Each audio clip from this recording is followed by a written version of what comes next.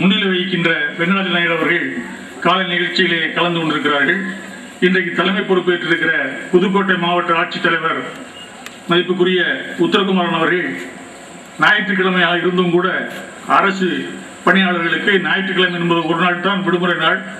அந்த விடுமுறை நாளை இனிய பொழுதாக குடும்பத்தாரோடு நண்பரோடு கலந்து கொள்ள நேரத்தில் ஒரு ஆன்மீக விழாவிற்கு இலக்கிய விழாவுக்கு அவர்கள் நேரத்தை ஒதுக்கி இங்கே வருகின்றிருக்கிறார்கள்.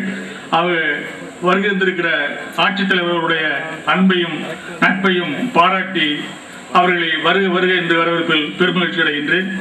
இன்றைய விழாவிற்கு நூலை வெளியிடுவதற்கு அவர் இருந்திருக்கிற திருச்சிராப்பள்ளி பாரதிதாசன் பல்கலைக்கழகத்தினுடைய துணைவேந்தர் பொன்னு வைகோ அவர்கள், அவருடைய இயற்பெயர் என்ன என்று உங்களுக்கு யாரால் யூகிக்க முடியுமா? பொன்னு வைகோ என்பது அவர்களாக தமிழின் மேல் கொண்ட பற்றின் காரணமாகவும் ஆர்வத்தின் காரணமாகவும் அவர்கள் பொன்னு வைகோ என்ற அருமையான பெயரை அவர்கள் தேர்வு செய்திருக்கிறார்கள். அவருடைய இயற்பெயர் என்ன என்று உங்களால் ஊகிக்க முடிகிறதா? ரத்ன சபாபதி. ரத்னம் என்றால் பொன்.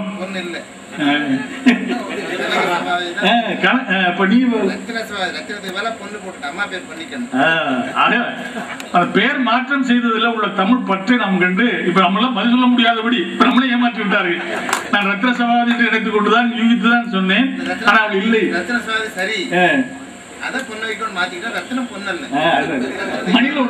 அம்மா பேர் பொன்னிக்கண்ணு, அம்மா பேர் வந்து போட்டு ரத்தினத்துக்கு பதிலாக பொன் போட்டு சபாபதி அவைக்கும்.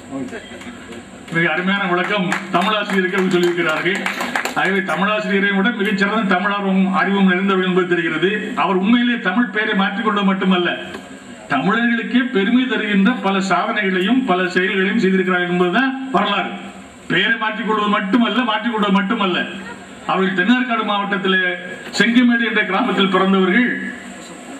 எம்எஸ்சி அதே கல்லூரியில் எம்எஸ்சி முடித்து புதுடெல்லி அகில இந்திய தொழில்நுட்ப நிறுவனத்தில் ஐஐடி முனைவர் பட்டத்தை பெற்று அந்த காலத்திலேயே தனி முத்திரை பதித்தவர். அதன் பயனாக இந்திய முன்னோடி திட்டங்கள், மின்சாரம் தொடர்பான முன்னோடி திட்டங்களில் எல்லாம் அவர் முக்கிய பங்கு வகித்திருக்கிறார்கள்.